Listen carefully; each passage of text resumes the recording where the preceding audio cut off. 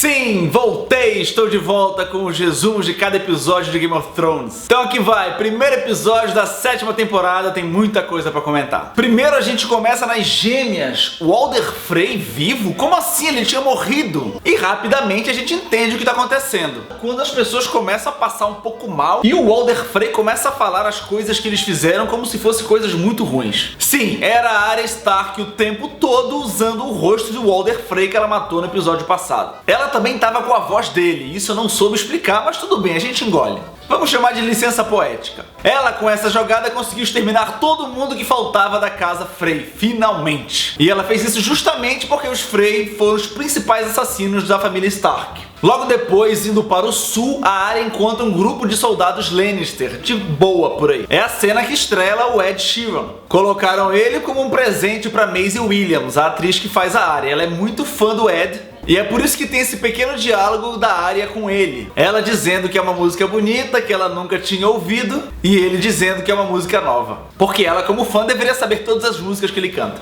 Quem contou isso pra gente foi a Sophie Turner, a atriz que faz a Sansa. E ela aproveitou pra dizer que, como o Ed Sheeran apareceu porque a Arya gostava dele, ela também tá esperando o Justin Bieber aparecer na série. Seria muito legal, né? Que ele ia aparecer e ia morrer rápido, assim. Mas enfim, foda-se, a importância dessa cena é dizer pra gente que a Arya está indo para Porto Real matar Cersei. O que surpreende todo mundo, né? A gente achava que ela estava indo pra Winterfell falar com o irmão. Mas aparentemente ela só é uma criança ninja que quer matar todo mundo. Além da muralha, temos essa visão de Bran. Ele consegue enxergar o Rei da Noite com um caminhante branco, com um zumbi, com um gigante, a porra toda indo em direção ao sul. Ele chega na porta da muralha e é recebido por Ed Doloroso, que é o cara que tá assumindo a muralha na ausência do Jon. Ele meio que duvida que é o Bran realmente, mas depois deixa o moleque passar. E agora eu fico pensando na Mira, que ficou carregando esse moleque pra lá e pra cá o tempo inteiro. Porque se o Hodor ficava cansado, imagina essa criança. Em Winterfell, Jon Snow reúne os senhores das famílias do norte pra organizar suas funções. Ele coloca o Tormund e os selvagens pra defender a Talaeste do Mar, que é o castelo mais a leste da muralha, e o Tormund aceita a missão e falou que vai. E depois ele fala a respeito dos dois castelos mais próximos da muralha, que eram os castelos das famílias Amber e Karstark, que eram duas famílias que negaram apoio aos Stark e apoiaram os Bolton na Batalha dos Bastardos da temporada passada. Jon Snow fala que eles têm que continuar lá e a Sansa fica puta e começa a desrespeitar ele na frente de todo mundo, falando que tem que matar esse pessoal porque eles traíram e foda-se. Jon Snow não muda de ideia e Sansa cala a boca. Pra assegurar que as duas famílias iam continuar leais aos Stark, ele fala pros dois representantes jurarem lealdade. Que são duas crianças, mas foda-se, vão jurar mesmo assim, não sabe nem o que estão fazendo. Aquelas duas, né? Porque a Lyanna é foda, ela sabe muito bem o que tá fazendo. Ah, e pra quem não sabe, ela é prima do Jorah Mormont. E a gente vai falar dele já já. Logo depois, a gente tem esse diálogo do Jon com a Sansa. E ele fala pra ela não desrespeitar mais as ordens dele em público, que isso tira a moral dele. Na mesma conversa, ela fala que aprendeu coisas com a Cersei e quer que o Jon não cometa os mesmos erros que o Robb e o Ned cometeram. E um dos erros que o Robb cometeu foi cortar a cabeça de um dos seus aliados. Obviamente ela sabia que não era pro Jon fazer isso. Então por que ela desrespeitou o Jon na frente de todo mundo? Ela sabia o tempo todo que o Mindinho estava assistindo a reunião. A Sansa sabe que eles precisam do exército do Vale. E ela sabe o que o Mindinho quer, ela acabou de dizer isso. O Mindinho quer o norte. Se o Mindinho perceber que a Sansa tá apoiando o Jon, ele vai ter certeza que não tem o que ele fazer no norte, ele não vai conseguir ser o dono do norte. E ele vai embora com o exército do Vale. Então ela precisa brigar com o Jon pro Mindinho entender que há uma chance do Jon sair do poder e o Mindinho assumir. Então, enquanto o Jon precisar do exército do Vale, dos cavaleiros do Vale, a Sansa não vai apoiar abertamente o Jon Snow. Deu pra entender? Logo no finzinho da conversa, eles recebem a carta da Cersei, convidando o Jon Snow a ir lá em Porto Real dobrar os joelhos pra ela. E é claro que ele não vai, né? O Robb recebeu a mesma carta e não foi. Morreu depois? Morreu, mas também não foi. É muito mais fácil o Jon ir lá com a Daenerys do que encontrar a Cersei. Em Porto Real temos a Cersei discutindo com o Jaime em cima do enorme mapa de Westeros. Ele chega pra ele e fala: a gente tá fudido aqui, tá? Todo mundo odeia a gente não tem aliado nenhum, a gente não tem mais filho, por que a gente tá vivo nessa merda? Aí ela fala: não, porra, te acalma aí, brother. Tem um aliado forte, tu vai ver só que vai dar certo. E ela escolhe o Euron Greyjoy pra ser aliado dela. O Euron chega todo cheio de marra, se achando fodão, e a proposta dele é o seguinte: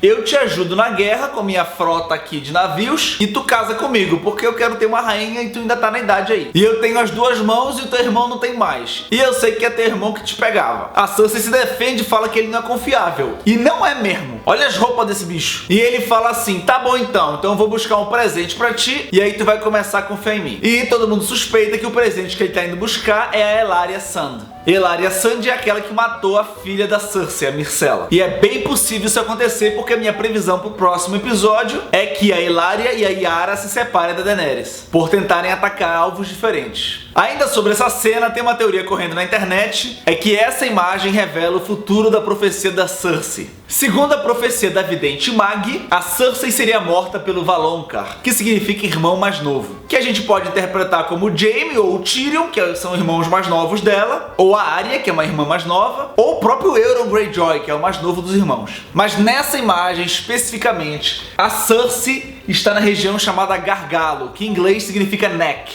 pescoço. E o Jaime está do lado da região chamada Dedos, que é onde o Mindinho nasceu, aliás. Então, segundo uns caras malucos da internet, essa imagem quer dizer que o Jaime são os dedos e que a Cersei é o pescoço e que ele vai matar ela enforcada. A gente só vai saber disso na próxima temporada, se bobear no último episódio. Então, vamos pra frente. Na cidadela, onde se treinam os mestres, o Sam tá tendo uma vida de merda. Limpando cocô, botando comida, botando cocô, limpando comida. Ele percebe que na biblioteca, que é onde ele está tentando conseguir conhecimento, há uma área restrita, que ele não pode entrar porque ele não é mestre. E ele desconfia que é lá que tem o conhecimento que ele precisa. Ele vai pedir permissão pro Arquimestre Brose, que apesar de concordar com o Sam sobre a possibilidade de realmente ter caminhante branco, não deixa o Sam entrar na área restrita. E a parte mais legal dessa cena é que esse ator que impediu o Sam de entrar na parte restrita da biblioteca é o mesmo ator que não deixa Tom Riddle entrar na área restrita da biblioteca de Hogwarts no Harry Potter As Relíquias da Morte parte 2. Chamaram o mesmo cara pra fazer a mesma coisa em duas séries fodas diferentes. Os caras fazem uma referência a Harry Potter, colocam o Ed Sheeran lá na série. Puta episódio caça-níquel, hein? Mas agora Sam é moleque doido. Mesmo tendo sido barrado, ele não se importa muito e rouba as chaves da área restrita. O Sam começa a estudar o livro que ele roubou e ele descobre uma coisa muito legal. Ele descobre que em Pedra do Dragão, que é aquele castelo onde a Daenerys está agora, existe uma montanha, uma caverna, uma fonte imensa de vidro de dragão, que é o que a gente precisa para matar os caminhantes brancos.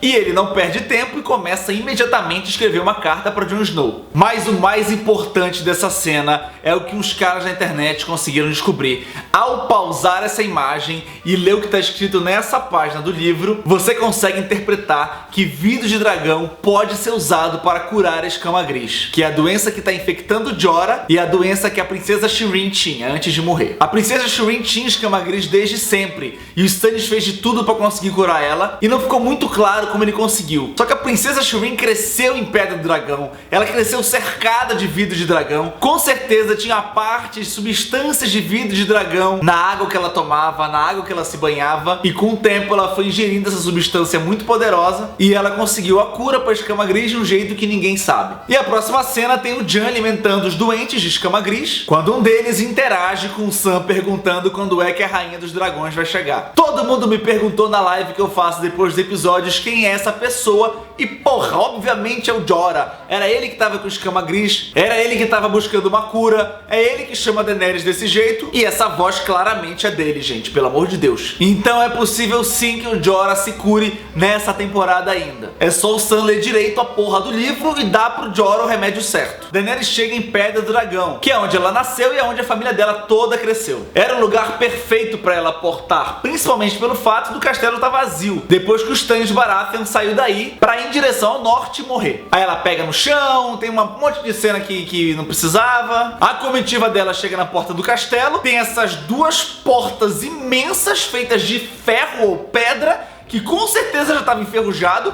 e dois caras com uma facilidade incrível conseguem abrir a porra da porta. Tá foda! Ela percebe que o Stannis deixou tudo uma zona, tudo bagunçado, ninguém limpou porra nenhuma antes de sair. Ela passa a mão na mesa empoeirada, vê que tá tudo sujo, olha pro anão e fala: vamos começar a limpeza? Aí não aparece aqui, mas logo depois tem a cena deles limpando tudo, fazendo a faxina. Por último, temos a Irmandade sem estandartes, seguindo em direção ao norte para matar caminhante branco. O cão acompanha eles porque ele não tinha muito pra onde ir mesmo. Eles chegam nesse casebre e encontram um pai e uma filha mortos. Logo depois a gente vê o cão cavando uma cova e enterrando eles. E muita gente me perguntou por que, quem são esses dois, o que eles significam na vida do cão. No terceiro episódio da quarta temporada, o cão foi abrigado junto com a Arya por esse senhor e sua filha. Depois que ele foi salvo por aquele septão, ele meio que se converteu a ser um homem melhor e decide enterrar aqueles que um dia o ajudaram. Então o cão não estava enterrando da cabeça dele do nada. Tinha um passado que já ajudou ele, é por isso que ele fez isso. Enquanto eles estavam acampados naquele casebre, o cão, o Beric e o Thoros conversaram a respeito do quão esse Deus vermelho é verdade. Por que ele vive ressuscitando o Beric e não outras pessoas muito melhores que o Beric? Ele meio que questiona os motivos do Deus vermelho, que é quando o Thoros acende essa fogueira e faz o cão enxergar o que ele conseguir enxergar, o que o Deus vermelho quiser mostrar pro cão. E o cão enxerga a muralha sendo atravessada por mortos-vivos, especificamente em Atalaieste do Mar, que é para onde o Tormund tá indo com os selvagens proteger. Lembrando que essa visão pode não ser o presente, pode ser o futuro. Em 2 minutos, o cão viu mais no fogo do que a Melisandre na série inteira, aquela incompetente. Fico muito feliz que o cão apareceu, a Arya também, e fico triste que o Bronn não apareceu, meus 3 personagens preferidos. Esses foram os pontos principais do primeiro episódio da 7ª temporada. Se eu esqueci alguma coisa, comente aqui embaixo para ter todas as informações aqui nesse tópico. Não esqueçam que semana que vem, domingo, 11h30 da noite, começa a minha live. Eu vou colocar aqui no meu canal no Facebook e também no YouTube o link para vocês acompanharem. Vai ser na plataforma chamada YouNow e lá é muito bacana, só tem gente legal lá. Quem quiser assistir pelo celular tem que baixar o aplicativo do YouNow. Meu Deus, quanto trabalho! E quem quiser assistir pelo computador tem que ter o Flash Player instalado. Não vai cair a mão de ninguém, não vai quebrar o computador de ninguém. Domingo agora deu 500 pessoas e foi muito divertido. Foi mais de 1h30 de live, a gente conversando sobre o episódio.